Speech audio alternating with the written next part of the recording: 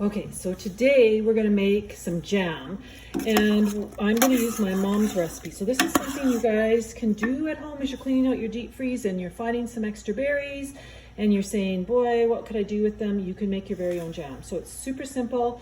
All it's gonna be is whatever berries you're wanting and sugar.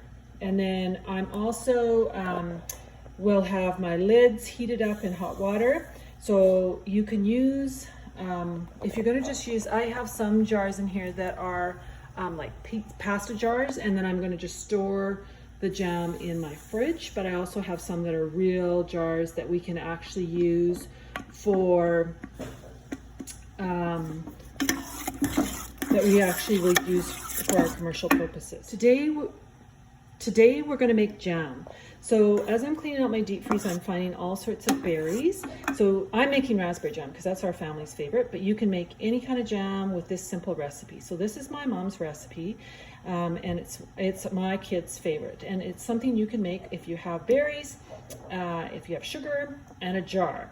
So I'm gonna use, some of my jars are gonna be like pasta jars because I'm gonna use jars that I'm going to put in my fridge and I'm actually not going to store on my shelf. And some of the jars I'm going to use are more of our commercial jars so that I can seal the lids and put them on the shelf and we can use them in the future.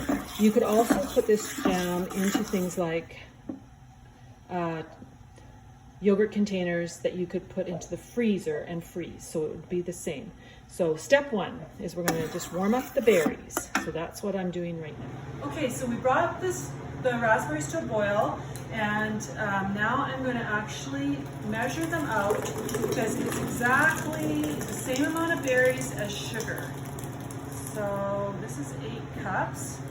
So I'm going to need to put in, looks like about 10 cups of sugar.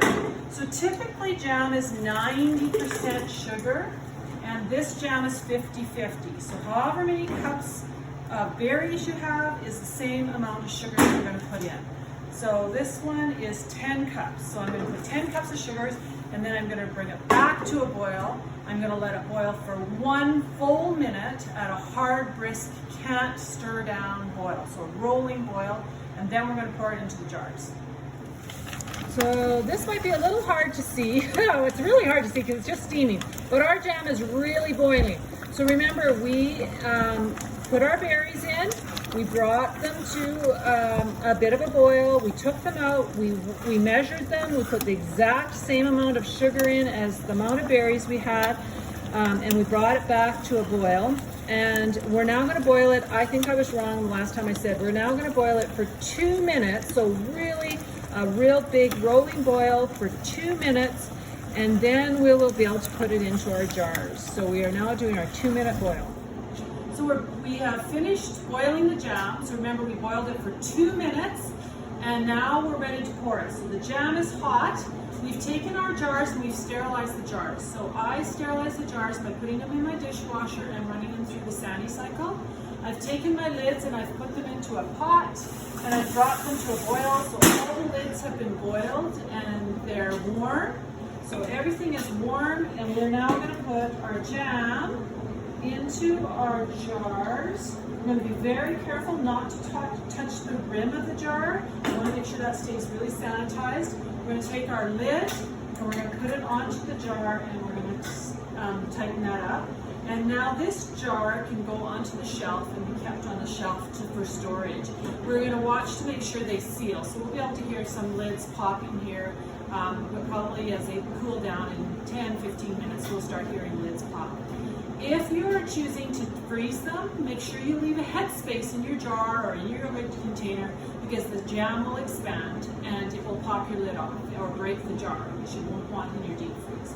If you are putting it in a jar like a pasta jar, because that's what you have available, then make sure it goes into your fridge so that it is safe to eat. And the ones that are going on your shelf, you want to make sure that you're using this jam within the next 3 to 4 months. So don't get too wild and crazy and create a whole bunch of jam if you can't use it up. You want to make sure that that gets used up in a reasonable amount of time. So that is your jam that you can make with any of the berries that you have in your fridge or your freezer. Just because we used it with raspberry doesn't mean you can't use it with other jams, berries as well. So enjoy being at home and make some homemade jam and enjoy it on your bread. See you next time. So one last thing I forgot to mention to you, this is the jam that Mom would have made for us as kids when I was young. And it was a jam that was quick and easy that she could make, and she didn't need anything special in the house, so she didn't need pectin. If you want to have a very consistently gelled jam, then you will need to get pectin. You can find it in the baking aisle. But I thought this jam would be one you could make that you wouldn't have to go to a grocery store to get supplies, because it might be something, sugar and berries in a jar, that you would have at your house. So if you would like one that is a little bit stiffer, then you will need to get the pectin. This one's going to be a softer jam. I really like it, but it might move around on your bread. It is great on pancakes. It's lovely in desserts. You could definitely put it to top on top of ice cream. So there's lots of other ways you can use it as well, but we hope you just enjoy it. And I know for me, I love to make it because it always brings back my mom and memories of my mom. So enjoy the jam. We'll look forward to talking to you again.